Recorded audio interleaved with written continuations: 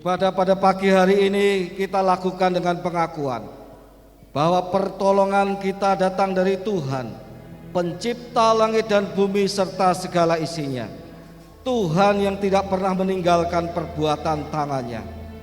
Turunlah atas kita sekalian kasih karunia dan damai sejahtera dari Allah Bapa, Putra dan Roh Kudus di dalam ibadah pada pagi ini. Bapa yang baik, sumber segala yang baik, kami mengucap syukur kepada Engkau. Terima kasih Tuhan untuk kasih karunia-Mu. Terima kasih untuk segala kebaikan-Mu. Kami mau datang bersorak-sorai merayakan kebaikan Tuhan, kemenangan Tuhan yang membuat kami menjadi orang-orang yang lebih daripada pemenang. Maka berkatilah ya Tuhan ibadah ini dari awal sampai pada akhirnya, dan biarlah nama-Mu dipuji dan dipermuliakan. Kami bersuka cita karenanya. Kami mengucap syukur di dalam nama Tuhan Yesus Kristus kami berdoa. Amin. Selamat beribadah, Tuhan memberkati kita semua.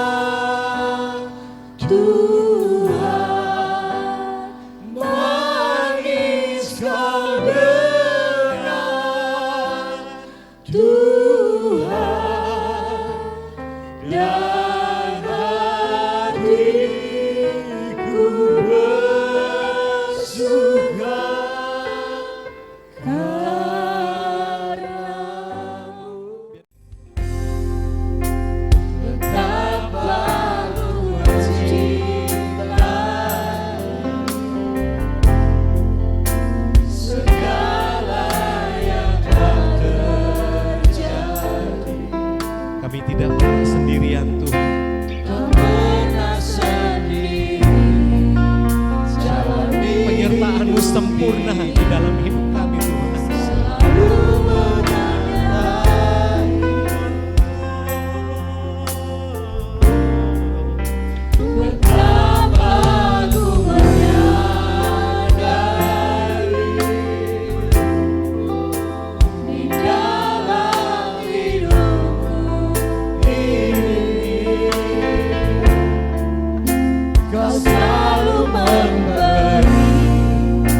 Rancangan terbaik oleh karena kasih.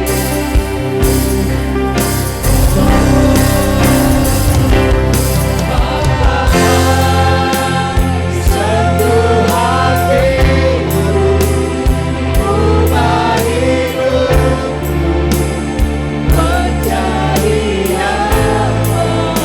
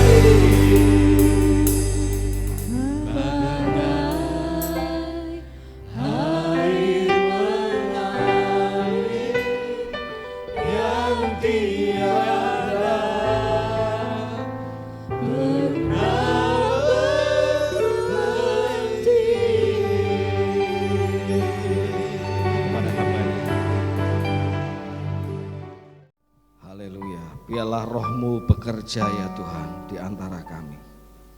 Tidak ada orang jemaat-Mu yang tidak disentuh oleh Tuhan hari ini. Kami berdoa, biarlah setiap kekerasan hati, keegoan dilunturkan oleh Tuhan. Karena tak ada seorang pun yang tahan ketika menghadapi, bertemu dengan Allah yang maha tinggi. Kami tak ada apa-apanya Tuhan. Maka lembutkanlah hati kami seturut dengan apa yang Engkau mau.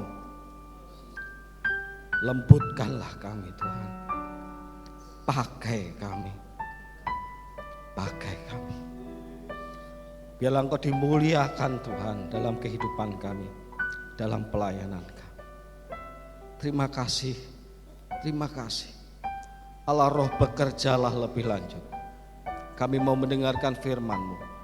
Dan firman-Mu itu biarlah bagaikan benih yang jatuh di tanah yang sudah dikerjakan oleh Tuhan, dilembutkan oleh Tuhan, sehingga boleh bertumbuh membentuk diri kami seperti yang Engkau mau ya Tuhan. Pimpinlah kami Tuhan.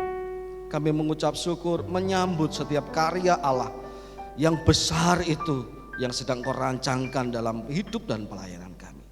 Kami siapkan diri kami untuk mendengarkan firman-Mu. Di dalam nama Tuhan Yesus Kristus kami berdoa. Amin. Silakan duduk Bapak Ibu sekalian. Hari ini kita memasuki bulan Desember, minggu yang pertama sebagai minggu-minggu mempersiapkan diri kita untuk menyambut Natal di tahun 2023 ini. Dalam momen kesempatan ini saya ingin mengajak Bapak Ibu sekalian merenungkan dalam firman Tuhan dalam Injil Lukas pasal pertama ayat 38. Injil Lukas pasal pertama ayat 38. Demikian firman Tuhan. Kata Maria, sesungguhnya aku ini adalah hamba Tuhan. Jadilah padaku menurut perkataanmu itu. Lalu malaikat itu meninggalkan dia. Bapak Ibu saudara-saudara yang saya kasih di dalam Tuhan, sebagaimana seseorang ketika akan memulai sebuah kegiatan, ia perlu membuat sebuah perencanaan.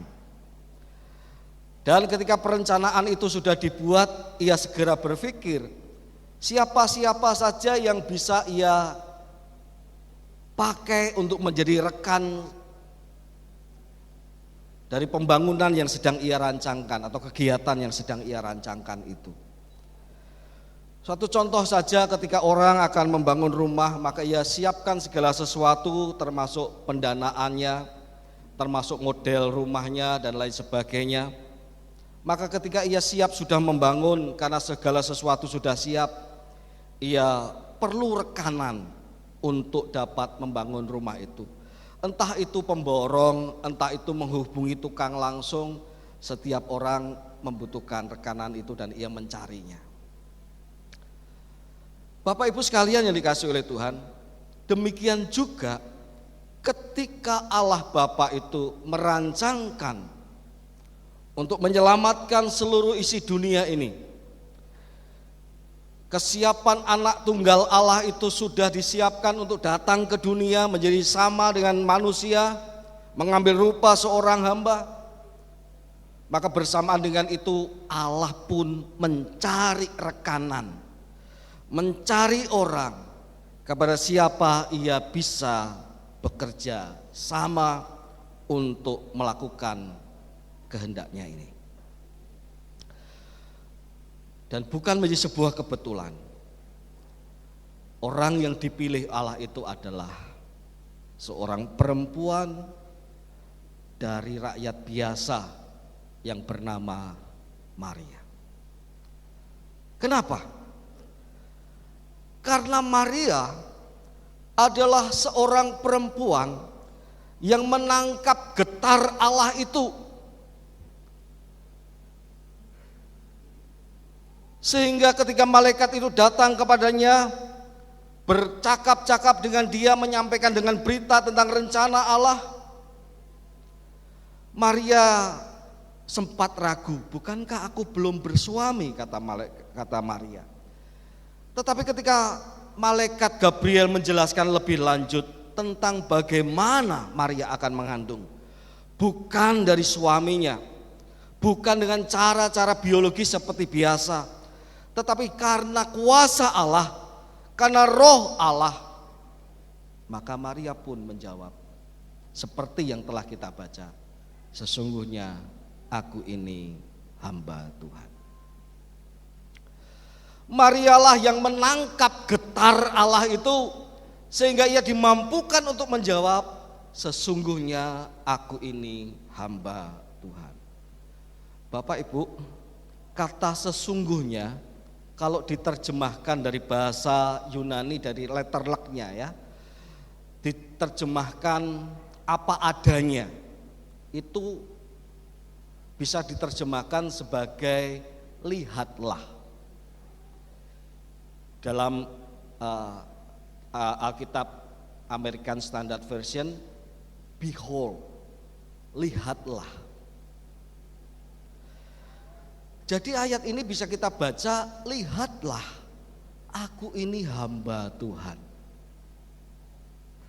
menarik dari terjemahan ini. Meskipun kita tidak mengganti, tidak menyaksikan kata sesungguhnya juga, sesungguhnya aku ini hamba Tuhan. Lihatlah, aku ini hamba Tuhan. Mungkin kalau yang ngomong begini ini Yusuf, yang adalah keturunan Daud, meskipun dari keturunan keberapa yang tidak utama tentunya, bukan orang yang menonjol juga, tapi paling tidak keluar dari mulut laki-laki. Apalagi dia punya aliran darah dari Daud, lalu Yusuf berkata, lihatlah, aku ini hamba Tuhan. Sesungguhnya aku ini hamba Tuhan. Mungkin tidak terlalu getarnya Bapak Ibu, tetapi dari seorang perempuan biasa, rakyat jelata biasa, kata-kata ini keluar, lihatlah, aku ini hamba Tuhan. Itu sangat powerful sekali. Itu sangat luar biasa, karena di luar hal-hal yang biasa yang bisa diharapkan keluar dari mulut seorang bernama Maria. Artinya Maria membuka jati dirinya di hadapan malaikat Tuhan Gabriel. Gabriel, lihatlah aku. Sesungguhnya aku ini hamba Tuhan.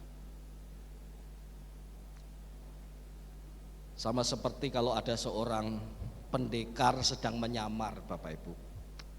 Dia punya ahli silat begitu rupa, tetapi tidak mau menunjukkan keahlian silatnya itu. Ya. Ia menjadi rakyat biasa, hidup bersama-sama dengan sebagaimana layaknya rakyat pada umumnya. Tapi suatu saat ketika kondisi menantang dia untuk menunjukkan jati dirinya, ia mungkin muncul ke permukaan lalu berkata, lihatlah, aku baik-baik, sesungguhnya aku Wiro Sableng. Ada Wiro Sableng menyamar ya Bapak Ibu sekalian. Demikian juga Maria. Maria itu hidup layaknya perempuan pada umumnya. Ia bukan seorang anak imam, ia bukan golongan dari imam Allah, ia bukan dari golongan nabi atau nabiah. Ia rakyat biasa pada umumnya, perempuan yang tak pernah diperhitungkan dalam kehidupannya sehari-hari. Tetapi menjadi luar biasa sekali ketika ia dihadapkan pada tantangan untuk menjadi rekan pelayanan, rekan rencana Allah yang maha tinggi itu. Ia membuka jati dirinya. Lihatlah, malaikat Gabriel, aku ini hamba Tuhan. Itu artinya dalam keseharian Maria sudah menghidupi kehambaan itu. Bukan hanya ketika ia menjawab malaikat Gabriel. Dalam kehidupannya yang biasa setiap hari, Maria sudah hidup sebagai hamba Tuhan, Bapak Ibu sekalian. Hidup sebagai hamba Tuhan itu tidak perlu ditunjuk-tunjukkan, tidak perlu ditonjol-tonjolkan, tidak perlu diumumkan, tidak perlu diketahui banyak orang, tidak perlu jadi bahan ceritaan banyak orang, lalu dikagumi dalam kehidupannya sehari-hari. Hidupnya sehari-hari sudah ia jalani dengan sangat berbobot sebagai hamba Tuhan. Bukan hamba sebagai status, tapi kehambaan dalam kehatiannya, kehambaan dalam batinnya. Ketika ia bangun pagi, Maria sudah terbiasa untuk menyapa Tuhan dengan doanya. ketika melakukan pekerjaannya sehari-hari sebagai seorang wanita di desa, di kota kecil Nazaret, ia melakukan pekerjaannya dengan kesadaran, aku ini hamba Tuhan. Aku mesti melakukan segala sesuatu sebagai hamba Tuhan. Ia bertunangan dengan Yusuf, ia bertunangan bukan sebagai perempuan yang sedang dilanda emosi untuk segera, aku kalau enggak hidup sama kamu Cop. Ya, mungkin kalau orang Betawi ngomongnya ucup gitu ya. Kalau kamu enggak ikut, wah aku lebih baik mati Cop. Enggak. Ketika ia bertunangan dengan Yusuf, ia bertunangan dan ia menjaga dirinya sebagai hamba Tuhan. Apapun yang ia kerjakan berangkat dari dirinya adalah hamba Tuhan itu. Ia berusaha membangun relasi setiap hari sebagai hamba Tuhan. Relasinya apa? Tuhan, apa yang kau kehendaki, aku ingin aku melakukan itu ya Tuhan. Tuhan, apa yang Engkau mau, aku mau melakukannya ya Tuhan. Apapun. Itu yang jadi pikirannya setiap hari. Itu yang mewarnai gerak hidupnya setiap hari. Oleh sebab itu tidaklah aneh kalau kemudian ia diperhadapkan pada kehendak Allah. Ia berkata, aku ini hamba Tuhan. Aku mau melakukan kehendak Tuhan. Bapak Ibu sekalian yang dikasihi oleh Tuhan, hidup kita sehari-hari kadang-kadang terlepas dari kehidupan rohani. Kita hanya berpikir kadang-kadang ya sebagai orang Kristen itu, oh ini waktunya aku membangun kerohanianku ketika datang ke gereja. Setelah kita keluar dari gereja, kita kembali ke rumah, kita mulai disibukkan dengan berbagai hal pikiran kita. Mau makan apa siang ini? Mau nyediain apa? Oh, mau urus bisnis juga. Segala pikiran kita itu tak pernah kita menyadari bahwa kita ini adalah orang rohani, seorang hamba Tuhan. Kadang-kadang lepas begitu saja antara kehidupan rohani kita dan kehidupan jasmani kita. Hari ini Maria mengajak kita supaya kehidupan rohani itu mengalir dalam kehidupan keseharian kita setiap hari. Apapun yang kita lakukan itu adalah tindakan manusia rohani kita. Tidak pernah terlepas.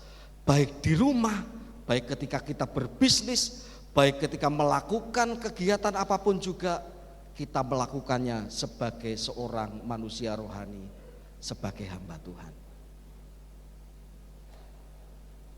Kita perlu merubah mindset kita. Kita itu bukan manusia jasmani yang sedang mencari pengalaman rohani. Karena itu pengalaman rohani kadang-kadang saja ya, karena jati diri kita adalah manusia jasmani. Sehingga perlulah kadang-kadang punya pengalaman rohani gitu ya. Tapi mari kita rubah. Kita itu manusia rohani yang sedang mengenakan kejasmanian. Amin. Kita itu manusia rohani. Kita itu manusia miliknya Allah yang sedang melakukan pekerjaan sehari-hari kita, yang sedang melakukan apa-apa yang perlu untuk menghidupi kehidupan kita, yang perlu untuk melakukan segala kegiatan kita, apakah itu berkeluarga, mempunyai anak, merawat mendidik anak, bekerja. Semua itu tindakan-tindakan jasmani tetapi dilakukan oleh manusia rohani, yaitu diri kita sendiri. Karena itu apa yang dialami Maria layak untuk kita alami. hidup sebagai hamba Tuhan dalam keseharian kita. Sehingga kita berpikir, apa yang kau kehendaki ya Tuhan, aku mau melakukannya. Bapak Ibu sekalian yang dikasihi oleh Tuhan, mungkin tampak sombong Maria itu ketika berkata, lihatlah aku ini hamba Tuhan. Wow. Mungkin kalau didengar oleh ahli Taurat, imam-imam kepala akan didengar, wah siapa kamu? Kamu belum ada sekuku hitamku, kamu udah ngomong seperti itu. Tampaknya menyombongkan diri Bapak Ibu. Tetapi sama sekali tidak. Maria wajib menyombongkan dan bisa kita nilai sebagai menyombongkan diri kalau ia berkata semua itu adalah kehendaknya, kemauannya, keinginannya. Tidak. Sesungguhnya aku ini orang hebat loh. Sesungguhnya aku ini orang yang kenamaan loh. Sesungguhnya aku ini orang pintar loh. Sesungguhnya aku ini bukan orang sembarangan loh. Kalau ia ngomong begitu karena memang egonya, kemauannya untuk kepentingan dirinya sendiri, ia sombong. Bukankah orang sombong itu ingin mengangkat siapa dirinya dan menunjukkan kepada orang lain siapa dirinya sehingga ia tidak mau direndahkan? Tetapi Maria tidak demikian.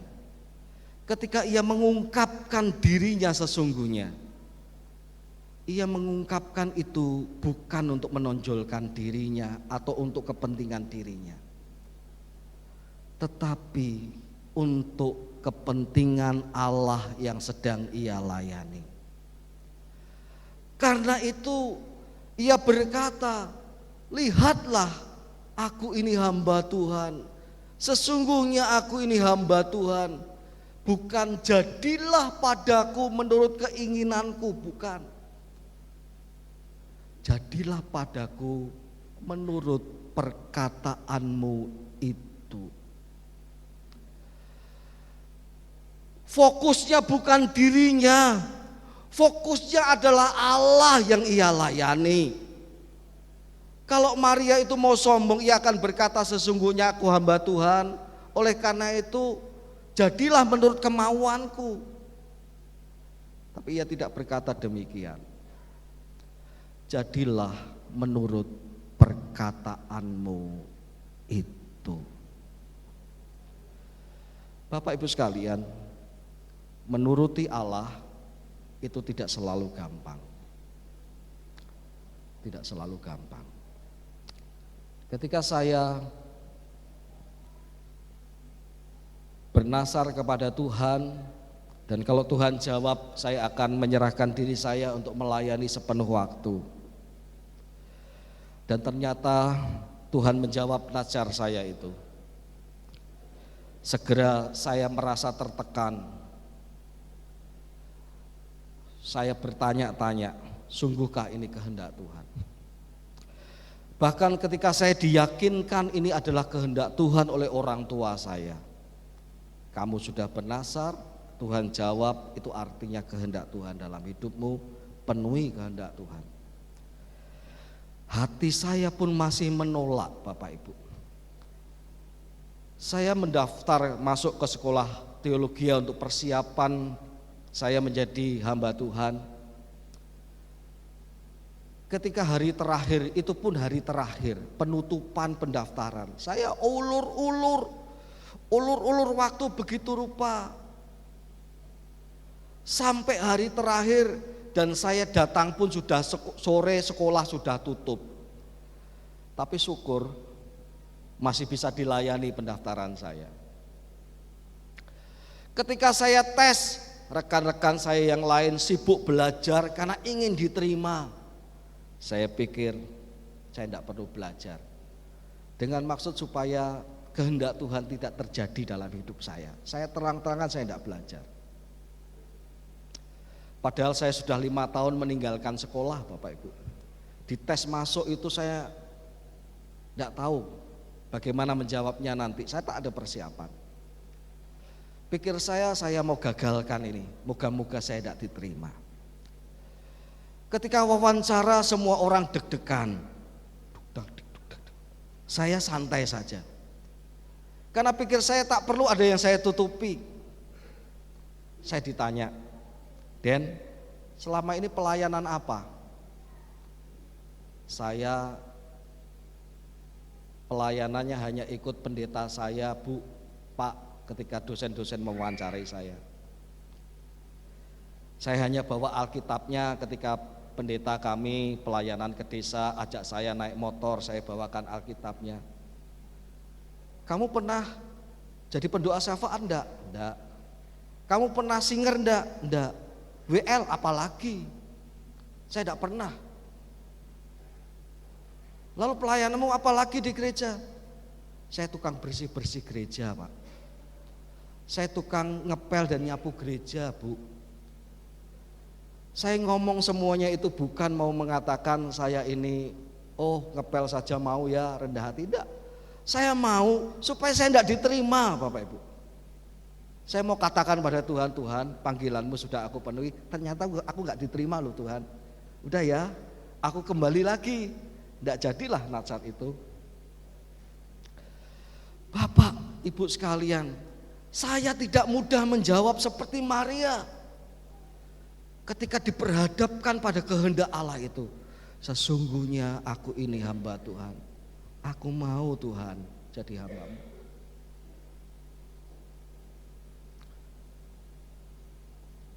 Tetapi apapun juga yang saya lakukan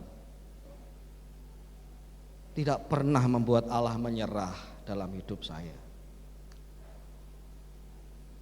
Ketika pengumuman orang lain dagdikduk, saya santai saja. Dulu pengumuman tidak lewat WA, belum ada, ditempel. Begitu pengumuman ditempel, orang-orang berebut untuk lihat, diterima enggak, saya santai aja. Saya lihat terakhir, saya berharap moga-moga nama saya tidak tercantum. Tapi kok tercantum, Bapak Ibu sekalian. Saya diterima masuk di sekolah itu, di STT Abdiel. Saya menghela nafas panjang, tidak seperti banyak teman-teman yang bersorak karena diterima, sedih karena tidak diterima. Saya menghela nafas panjang, saya bertanya,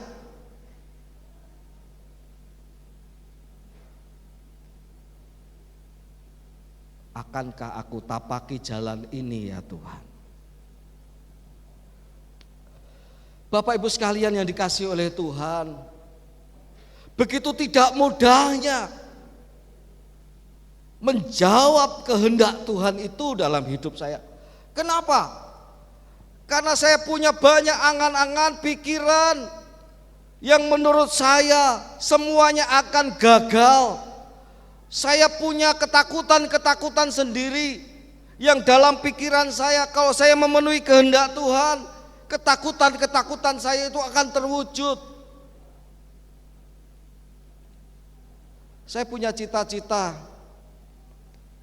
bahwa dengan bekerja saya akan mengumpulkan uang dan saya akan beli rumah, saya akan berkenalan dengan seorang gadis, menikah dengan dia, lalu berumah tangga layaknya orang-orang pada umumnya. Saya akan membangun karir saya. Kalau jadi hamba Tuhan, akankah saya bisa membeli rumah? Karena saya tinggal di desa dan saya sering melihat hamba-hamba Tuhan hidupnya dengan penuh dengan keprihatinan, Bapak Ibu sekalian. Saya takut nanti tidak makan. Saya takut sulit untuk menjalani kehidupan ini. Saya takut menjalani pelayanan. Apalagi saya mendengar juga ada banyak hal tentang hamba Tuhan yang begitu menderita hidupnya, dan bukan hanya itu, menjadi omongan di mana-mana. Karena saya seorang jemaat yang juga mendengarkan banyak orang bercerita tentang hamba Tuhan ini dan itu. Dan saya tidak mau seperti itu, aduh rasanya berat. Tetapi Tuhan panggil saya ke sana. Bapak Ibu, rupanya jawaban jadilah kehendak, jadilah menurut perkataanmu itu mesti dijawab ketika kita itu mengosongkan diri kita, merendahkan diri kita di hadapan Tuhan. Bukan dengan sikap, seperti saya mau mengatakan dengan sikap ini ada tandanya kita merendahkan diri di hadapan Tuhan. Dengan mau berkata, aku letakkan Tuhan semua keinginanku, semua harapanku, semua bahkan ketakutanku di kakimu, supaya kehendakmu dapat aku lakukan. Bukankah Allah anak mengosongkan diri untuk datang ke dunia ini? Kalau Allah anak tidak mengosongkan diri, ia tidak mungkin datang ke dunia ini. Kenapa? Kesetaraan sebagai Allah itu adalah sesuatu hal yang layak dipertahankan. Sesuatu hal yang enak, sesuatu hal yang mulia, agung. Tapi sekarang harus datang menjadi rupa seorang anak, seorang hamba, menjadi manusia. Kalau orang tidak mengosongkan diri tidak bisa.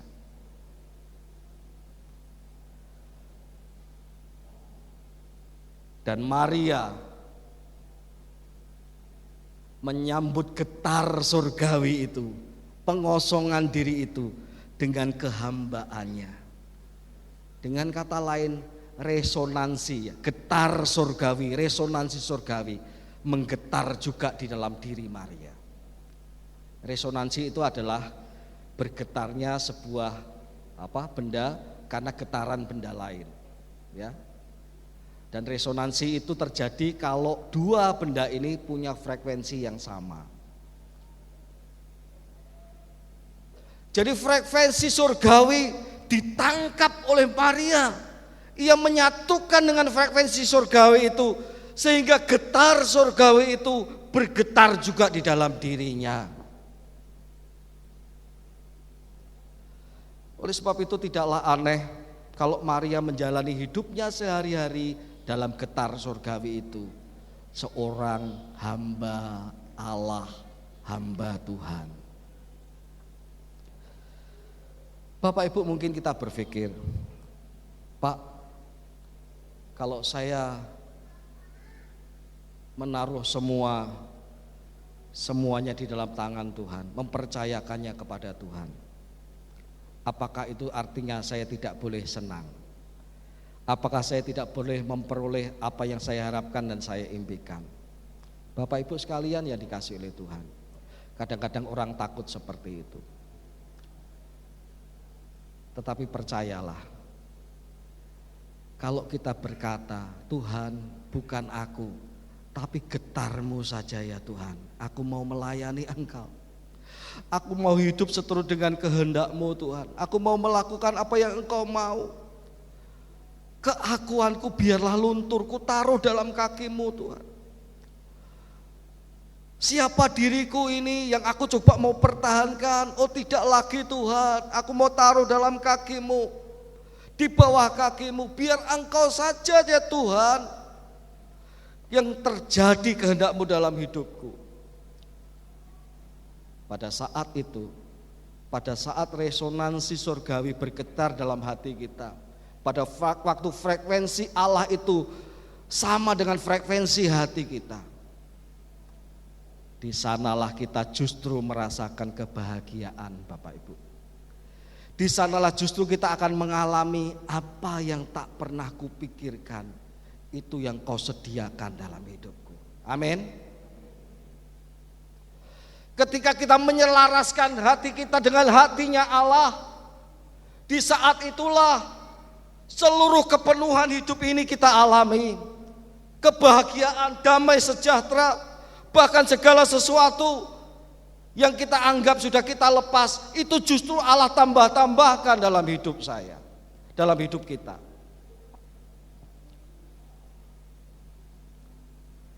Papa saya berkata kepada papa saya tahu hati saya. Dia berkata, Den, ikuti kehendak Tuhan. Jangan keraskan hatimu, ikuti kehendak Tuhan. Nanti Tuhan sediakan. Kalau kamu ingin rumah, Tuhan akan beri kamu rumah. Kalau kamu ingin istri, Tuhan akan beri kamu istri yang terbaik. Kalau kamu butuh apa, Tuhan akan pelihara. Tidak usah pikir papa mama yang pelihara Tuhan. Dan itu Tuhan wujudkan, Bapak Ibu. Ketika saya menyerahkan diri masuk menjadi hamba Tuhan sekolah teologi, saya sudah melepas keinginan saya untuk mempunyai rumah. Dengan gaji berapa saya bisa punya rumah. Apalagi pelayanan saya ketika saya meninggalkan pekerjaan saya tahun 98, gaji saya itu 1 juta. Kecil menurut sekarang, tahun 98 besar itu Bapak Ibu. Gaji saya 1 juta rupiah. Tahun 2002, 2003 ketika saya lulus, saya masuk ke sebuah gereja, saya diberi berkat kasih berapa? 350.000. 1998 gaji saya 1 juta, 2003 saya masuk dalam pelayanan, gaji saya 350.000. Saya buang jauh-jauh keinginan saya untuk punya rumah. Saya sudah tak pikirkan itu. Tetapi apa yang tak pernah saya pikirkan diberikan oleh Tuhan. Kami punya rumah, meskipun masih kami perjuangkan hingga sekarang ini di Jawa Tengah, tidak di sini ya Bapak Ibu ya, di Jawa Tengah.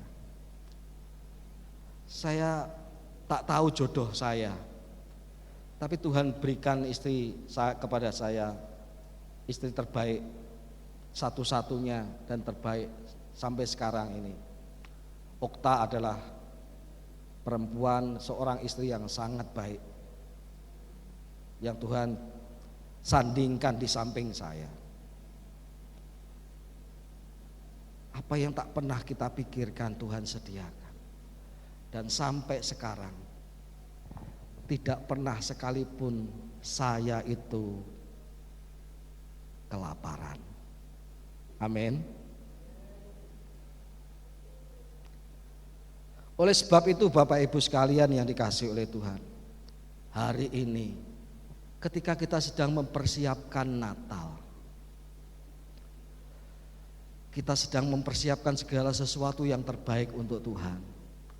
Gereja didekor, dihias, rencana-rencana dirancang, dan semuanya itu baik.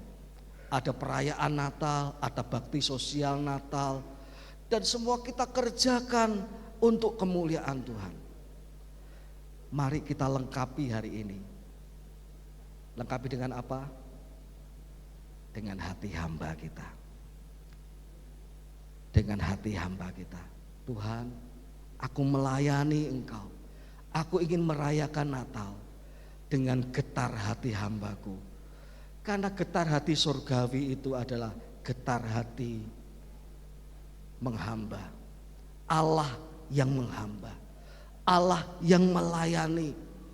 Biarlah aku menyambut Natal juga dengan getar yang sama, sehingga kita bersama-sama dengan Maria dapat berkata, sesungguhnya aku ini hamba Tuhan. Lihatlah, aku ini hamba Tuhan. Jadilah Tuhan kehendak-Mu menurut perkataanmu itu. Amin.